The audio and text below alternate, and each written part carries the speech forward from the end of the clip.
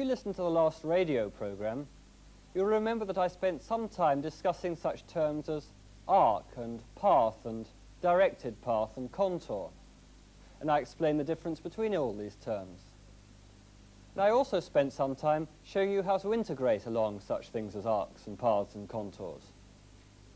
Well, today I'm going to take a slightly different point of view. I'm going to assume that you understand these basic definitions, and today I'm going to look at techniques. In other words, if you're actually given an integral, how do you go about evaluating it? Well, on the board over here, I've got some integrals written up, so why don't we go across and look at them? Well, as you can see, I've got 3 integrals written up, and at first sight, they all look much the same. They all have the form, the integral round C, where C is the unit circle, and they all have the form, the integral of 1 over z plus something. Well, I'm going to try and solve all these things, and as you'll see later in the program, the techniques that I use for evaluating this one don't work when it comes to this one. The technique I use for evaluating this one doesn't work when it comes to this one. So one of the morals of this program is that whenever you've got techniques which help you solve integrals, if these techniques don't work, then we just have to bring in more theorems. We have to bring in more theory to enable us to evaluate integrals. Well, let's stop philosophizing. Let's go right ahead and look at the first one. The first one is the integral of 1 over z dz taken round the unit circle. It's one you've seen before, and the way we do it is we parametrize the unit circle. If we take some parametrization, like e to the it is the familiar one, then as t goes from 0 to 2 pi, then we go round the unit circle.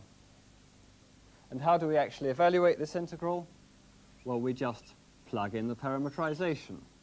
We've got the integral round c, that's the integral from 0 to 2 pi, and then we've got a z on the bottom, that's e to the it, and then the dz just becomes I e to the it dt. Well, this particular example is very simple. We've got an e to the it here, an e to the it here, so they cancel. Just leaving I integrated from 0 to 2 pi, which is 2 pi I. Well, there are 2 things I want you to notice about this, and let's go back to our circle to see what they are. We chose our parametrization e to the it as t goes from 0 to 2 pi in such a way that we go exactly once round the unit circle, and we go round anti-clockwise. And this is the convention that we'll always take when integrating round simple closed contours.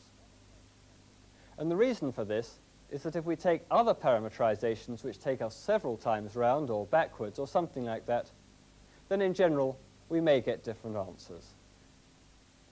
If we choose the parametrization t goes to e to the it, then as t increases steadily from 0 to 2 pi, the image point moves anti-clockwise round the circle.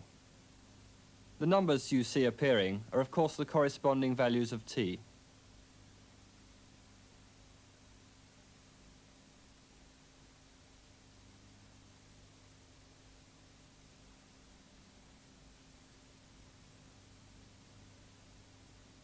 Let's see that again, and this time notice that because we chose e to the it, the point moves with constant speed.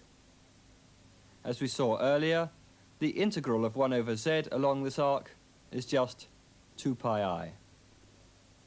If we now take e to the 3it as our parametrization, then as t goes from 0 to 2 pi, the point moves round the circle 3 times.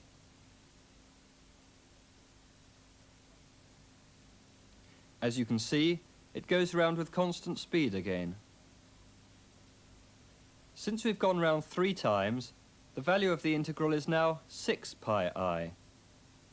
And with t goes to e to the nit, it would be 2n pi I. What happens if we take t goes to e to the minus it?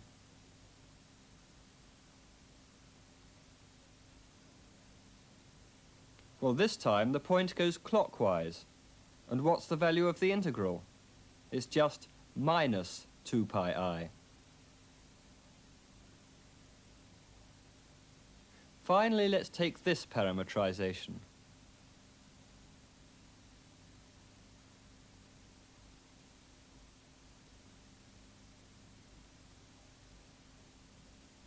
As you can see, this time the point's not going at constant speed. But despite this, the value of the integral is still 2 pi I.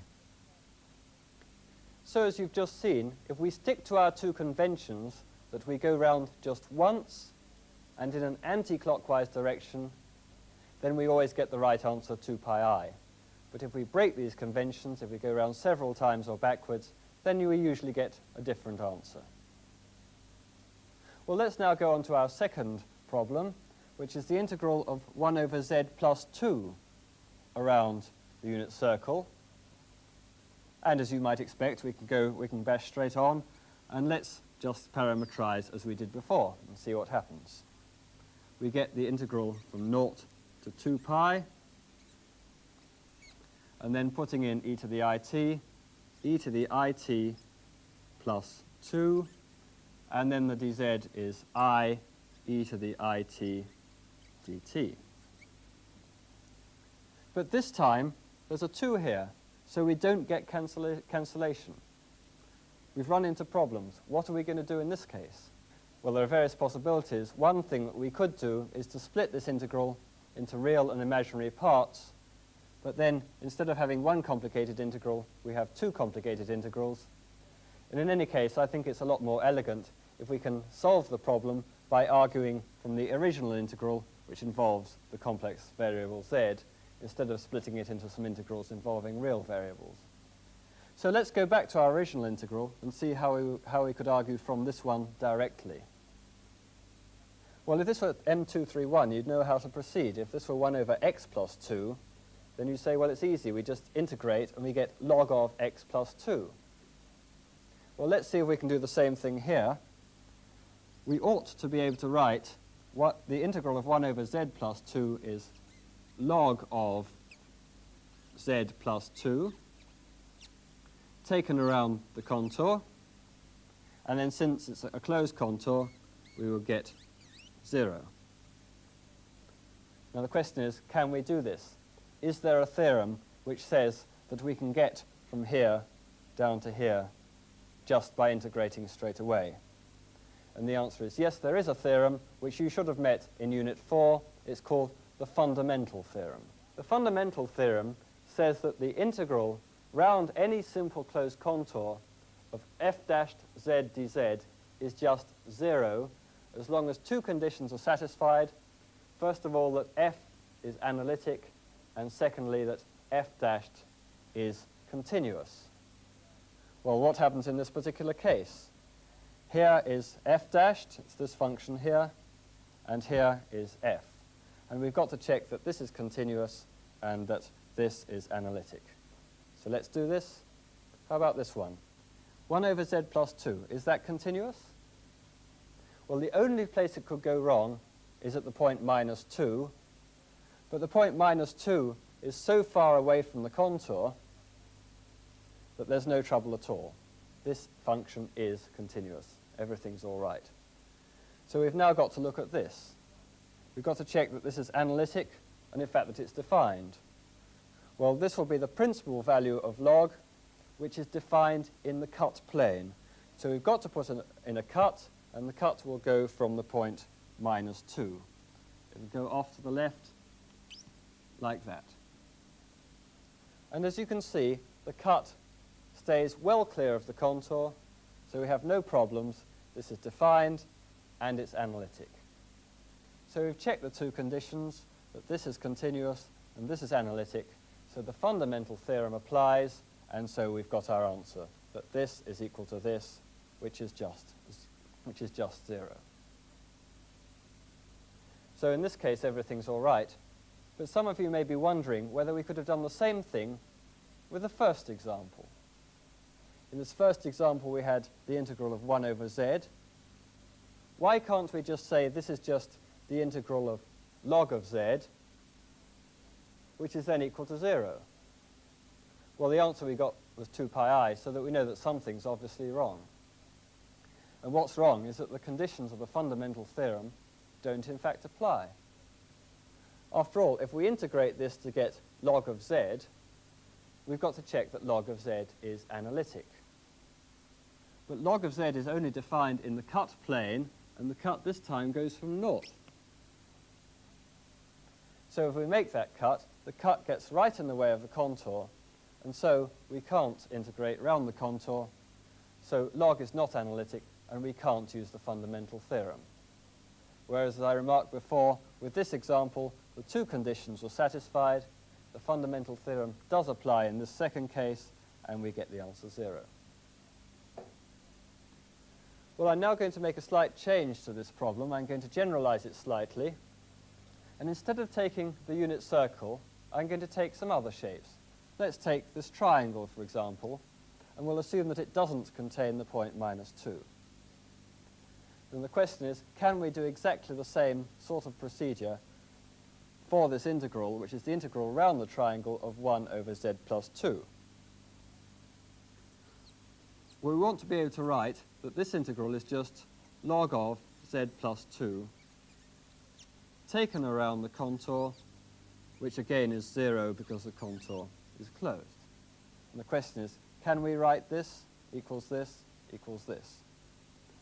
And to check, we've just got to check the conditions of the fundamental theorem. Well, first of all, there's this one. Is it continuous? Well, it is continuous because the only awkward point is -2, which is way away from the contour.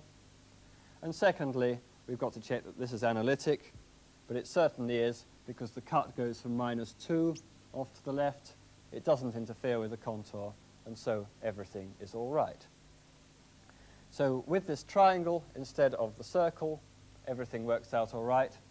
And we could have done exactly the same with all sorts of other contours. Supposing we'd taken an ellipse, which didn't contain the point -2. Then we could have gone through exactly the same procedure. And we could have taken a square, or we could have taken a pentagon, or any other sort of convex region like these. And in each case, we could have gone through the same procedure, checking the two conditions for the fundamental theorem, and everything would have been all right. The only time you get into trouble is if you had some rather complicated thing like this.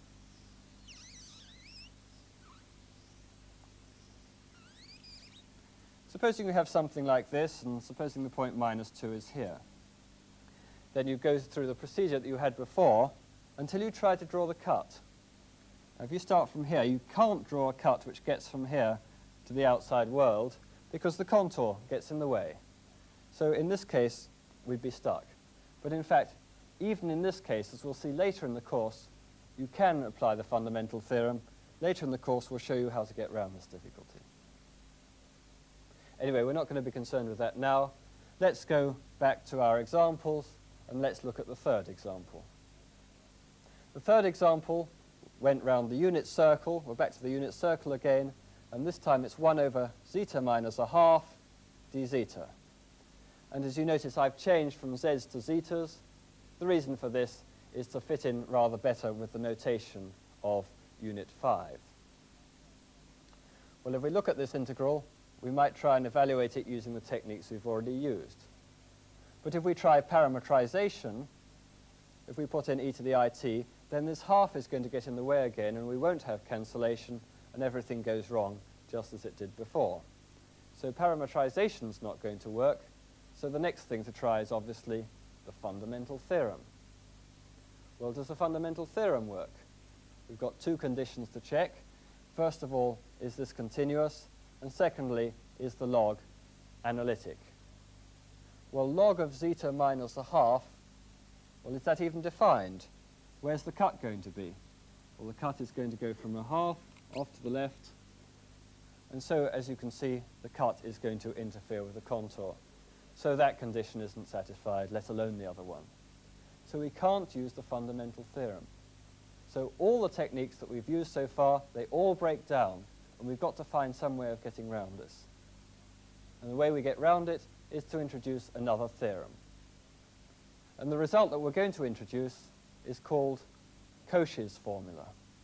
Well, this is Cauchy's formula here, and it says that 2 pi I times f of z is equal to the integral round c of this rather complicated looking expression. Now, in this formula, c is any closed circle and z is any point inside it. So we've got it written up here. It doesn't look very revealing, but let's look at it again.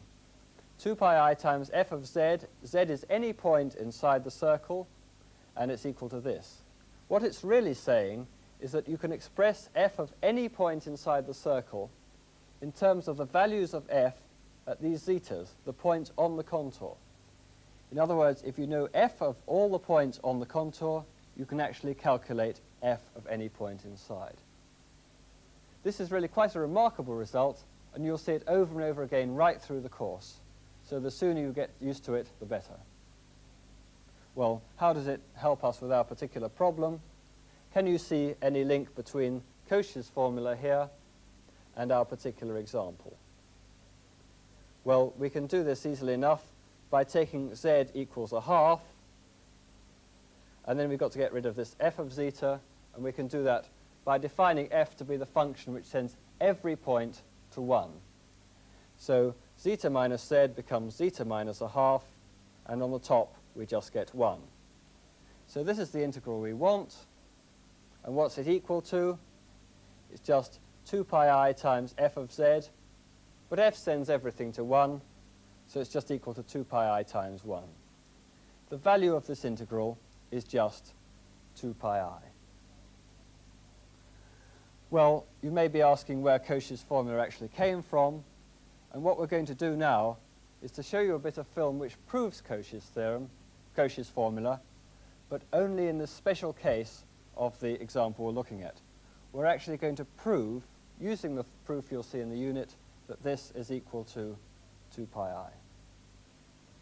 So we start off by taking the unit circle, and we've got the point a half already marked.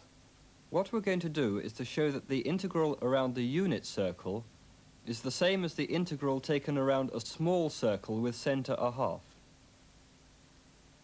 Let's now put some arrows in, anti-clockwise round the big circle and clockwise round the small circle. The reason for this is that we're now going to replace the two circles by two semicircular contours.